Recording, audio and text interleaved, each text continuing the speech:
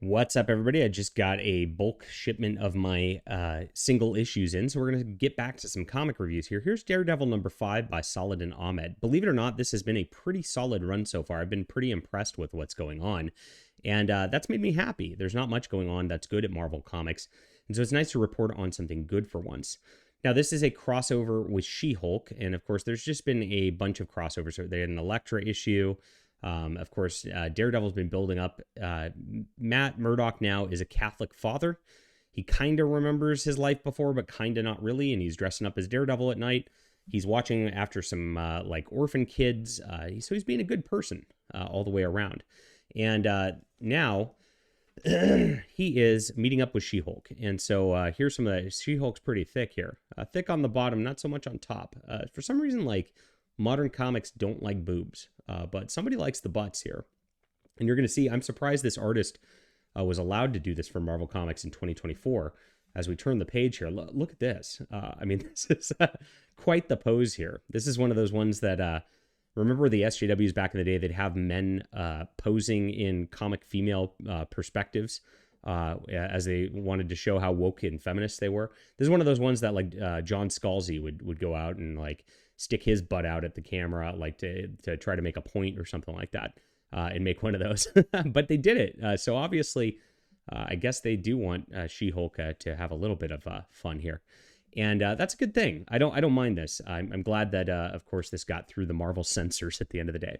But they're going out to eat, and, they have some talks, and She-Hulk and Matt Murdock hit like 4 restaurants, as She-Hulk's got like this crazy metabolism, and Matt Murdock is like, I can't eat this much. We learn at the end of this that She-Hulk's like really being a glutton. And that's interesting. They present that as a bad thing. Fat shaming in Marvel Comics. And She-Hulk starts to rage out after the gluttony. And it turns out that she is inhabited by a demon, much like everybody else Matt Murdock's fought so far. He doesn't have his Daredevil costume. Sometimes he gets into this, like with the rag on his head like this. And it's a throwback towards some of that. As you can see, the art's pretty decent and pretty fun and dynamic. I like the demon here. Matt Murdock sees the demon, but not everybody else does. And of course, as she's raged out, it's all because of her gluttony sin. And that's pretty cool. That's pretty base too.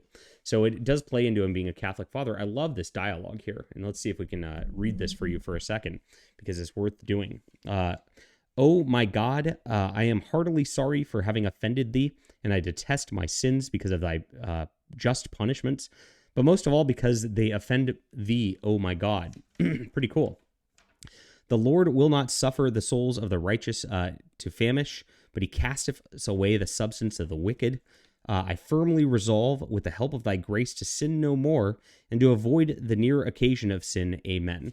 So as this demon's like gonna go eat him, he just prays to God and stands there, and of course the demon gets destroyed by his prayer, rather than him actually going into fighting.